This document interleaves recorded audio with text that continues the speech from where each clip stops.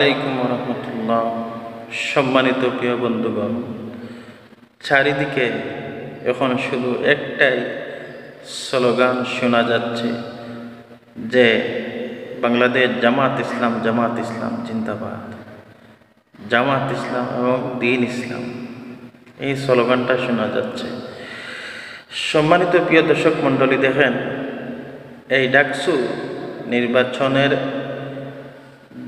জামাত শিবির বিজয়ী হবার পর এবার প্রমাণ হয়ে গেল এই দেশের জনগণ এবার কোনো বেদিন ক্ষমতায় দেখতে চায় না। এই দেশের জনগণ এবার চায় ইসলামিক মানুষদেরকে ক্ষমতায় দেখতে চায়, ইসলাম দেখতে চায়। এই জামাত শিবির বিজয় হবার পর এটাই প্রমাণ হয়ে গেল। আর বাস্তবে দেখবেন, কথাটা মিলিয়ে নেবেন, এবার সরকার গঠন ইনশাল্লাহ জামাত ইসলামী করবে। এবার বিএনপির মাথায় হাত, দেওয়ালে পিঠ লেগে গেছে। তাদের সব দিক থেকে রাস্তা এবার বন্ধ হয়ে গেছে। বিএনপি চেয়েছিল যে হুমকি দামকি দিয়ে আর ইউনূসকে ফাঁদে পেলে তারা এবার ক্ষমতায় চলে যাবে, সরকার গঠন করে ফেলবে।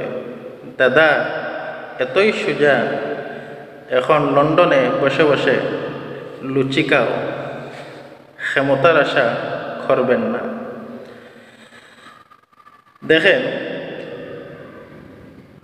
শেখ হাসিনাকে ডুবিয়েছিল তার নেতাকর্মীরা, আর এই বিএনপি দলকে ডুবাবে, তারেক জিয়া সাহেবকে ডুবাবে তার নেতাকর্মীরা।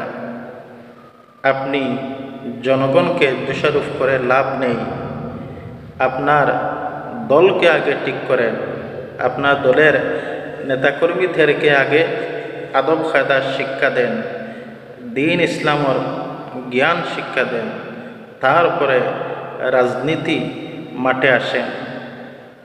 আরে দাদা, এই বাংলাদেশের জনগণ এখন আগের জনগণ নয়, মানুষ পাল্টে গেছে। এখন হুমকি দামকি আর জেল জুলুম বয় মানুষে পছন্দ করে না, আর এটা এখন মানুষে ভয় পায় না। এখন জনগণ সচেতন হয়ে গেছে। বর্তমান যুগের মানুষ দ্বীন ইসলাম চায়, এটাই প্রমাণ হয়ে গেছে। ইনশাল্লাহ আগামী বাংলাদেশ জামাত ইসলামের বাংলাদেশ হবে ইনশাল্লাহ। সবাই সুস্থ থাকেন, ভালো থাকেন। আসসালামু আলাইকুম।